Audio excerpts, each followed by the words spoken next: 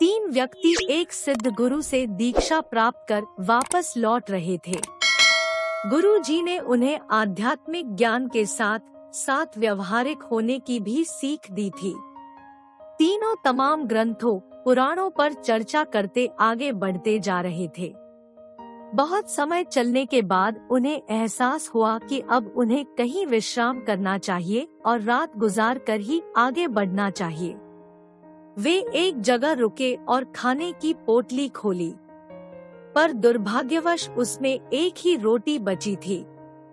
तीनों ने सोचा कि इसे बांटकर खाने से किसी की भूख नहीं मिटेगी, अच्छा होगा कि कोई एक ही इसे खा ले। पर वो एक व्यक्ति कौन हो ये कैसे पता चले? चूँकि वे आध्यात्मिक अनुभव कर लौट रहे थे, इसलिए तीनों ने तय किया कि इसका निर्णय वे भगवान पर छोड़ देंगे।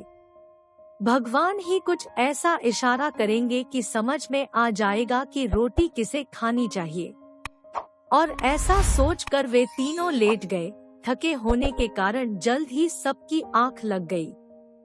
जब अगली सुबह वे उठे तो पहले व्यक्ति ने कहा, कल रात मेरे सपने में एक देवदूत आए, वे मुझे स्वर्ग की सैर पर ले गए। सचमुच इससे पहले मैंने कभी ऐसे दृश्य नहीं देखे थे। असीम शांति, असीम सौंदर्य मैंने हर जगह देखी, और जब मैं भ्रमण के अंतिम चरण में था तो सफेद वस्त्र पहने एक महात्मा ने मुझसे कहा, पुत्र ये रोटी लो, इसे प्रसाद समझो और अपनी भूख मिटाओ।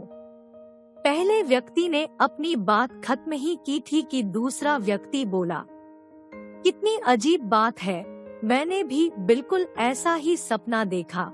और अंत में एक महात्मा ने मुझे स्पष्ट निर्देश दिए कि मैंने जीवन भर लोगों का भला किया है, इसलिए रोटी पर मेरा ही हक बनता है। उन दोनों की बातें सुन तीसरा व्यक्ति चुपचाप बैठा था। तुमने क्या सपना देखा? पहले व्यक्ति ने पूछा। मेरे सपने में कुछ भी नहीं था, मैं कहीं नहीं गया और न ही मुझे कोई महात्मा दिखे। लेकिन रात में जब एक बार मेरी नींद टूटी तो मैंने उठकर रोटी खा ली। अरे, तुमने ये क्या किया? ऐसा करने से पहले तुमने हमें बताया क्यों नहीं? बाकी दोनों ने गुस्से से पूछा। कैसे बताता? तुम दोनों अपने अपने सपनों में इतने दूर जो चले गए थे, तीसरे व्यक्ति ने कहा। और कल ही तो गुरु जी ने हमें बताया था कि आध्यात्मिक ज्ञान के साथ साथ व्यवहारिक ज्ञान का महत्व समझना चाहिए।